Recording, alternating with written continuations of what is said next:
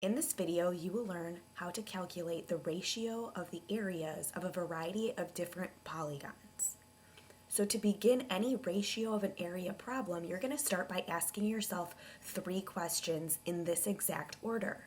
The first question you're going to ask yourself is, can I find the area of each figure? If the answer is yes, then you're going to go ahead and find the area of each and set up a ratio. If the answer is no, then you're going to ask yourself the second question. Do the figures share a common base or common height? Common base or common height means the same base or the same height. If the answer is yes, you're going to go ahead and set up a ratio of those two areas. If the answer is no, the final question you ask yourself, are the figures similar? If they are similar, there's a theorem that states that you can take any pair of corresponding sides and square it to find the ratio of their areas. So we're going to go ahead and go through 3 examples, one of each different type, just so that you can kind of get the hang of it. So in example 1, it says find the ratio of the area of the square to the area of the hexagon. Based on the information given, we're going to ask ourselves that first question, can you find the area of each figure? The answer is yes. So we're going to go ahead and find the area of each of those figures and then set up a ratio. To find the area of a square, I'm going to use the formula side squared. And since I know that side is 9, go ahead and square it, and you get the area of the square is 81 units squared. To find the area of the hexagon, I'm going to use 1/2 the apothem times the perimeter. So if I go ahead back up to my shape, I'm going to draw in the apothem, and I'm going to draw the radius so that I get that 30, 60, 90 right triangle. I know the side across from the 30 is 3, so therefore the apothem would have to be 3 square root 3. To calculate the perimeter, since each side is equal to 6, I'm going to multiply that by 6 since there are 6 sides.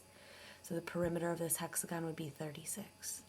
So substituting into my formula, I have 1/2 the apothem, which is 3 square root 3, times the perimeter, which is 36.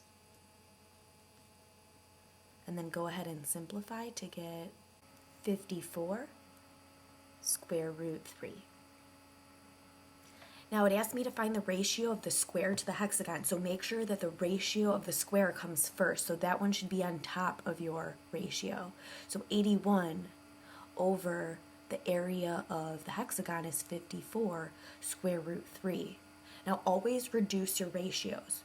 We need to make sure we can reduce, and notice we can't have a square root ever in the denominator. So first I'm just going to multiply the top and the bottom by the square root of 3 to get rid of that square root. So on top I have 81 square root 3. On the bottom I have 54 square root 9.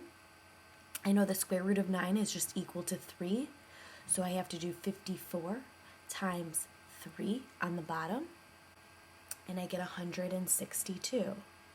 Now I know that I can reduce this. 81 over 162 can be reduced, so I'm going to continue to reduce, and I get 1/2. So my final answer for the ratio is equal to the square root of 3 over 2. And that's how you leave it. Always leave your final answer as a ratio because it's asking for a ratio. Moving on, in example 2, they give us that CE is equal to 2 and AE is equal to 3. And they ask us to find the ratio of the area of triangle ABD to triangle BED. So the first question you always ask yourself is, can you find the area of both triangles? The answer is no, because we don't know anything about the length of the base. The next question is, do the triangles have the same base or height? The answer is yes, they both have base BD. So we're going to go ahead and write a ratio using the area formulas. I know to calculate the area of a triangle, I'm going to use 1/2 base times height. So for triangle ABD, if I do 1/2 the base, I don't know what the base is, I know it is equal to BD, so I'm just going to call it BD, times the height of triangle ABD is equal to 3 plus 2, which is 5. And then to calculate the area of triangle BED, I'm going to do the same thing. 1/2 the base, which is BD, and then times the height of that triangle is 2. Now notice that 1/2 divided by 1/2 would just be 1. BD divided by BD would cancel out and just become a 1. So the ratio of their areas is just going to be 5/2. So even though I wasn't able to find the length of the base, it wasn't necessary for me to find the ratio of their areas. So anytime they have a common base or a common height, just set up a ratio formula and then cancel out anything they have in common. Moving on to this third example, we're given that YZ is parallel to ST, XY is equal to 3, and YS is equal to 5. And it says find the ratio of the area of triangle XYZ to triangle XST. So I'm going to ask myself that first question, can you find the area of triangle XYZ and triangle XST?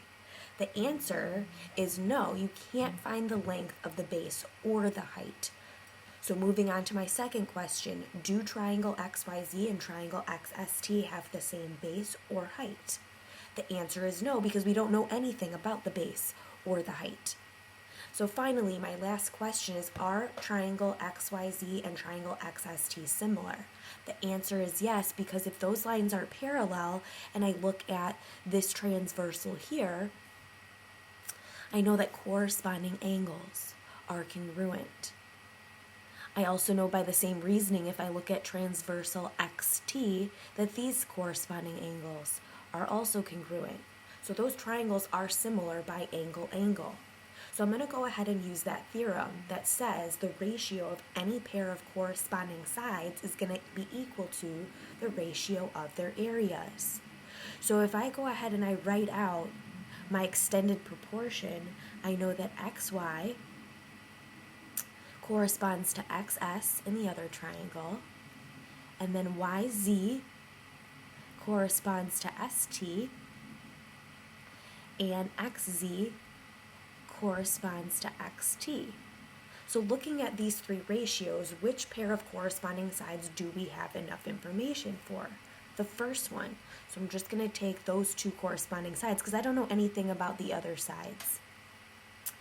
XY is equal to 3, and then XS is equal to 8 if I add those together. And I know that the theorem says if I square any pair of corresponding sides, that's equal to the ratio of their areas. Now when you square it, make sure you square the top to get 9 and the bottom to get 64. I can't reduce that fraction, so the ratio of the area of those two triangles is 9/64. So hopefully now you have a better idea of the three different types of ratio of area problems. Please bring any questions you have into class the next day.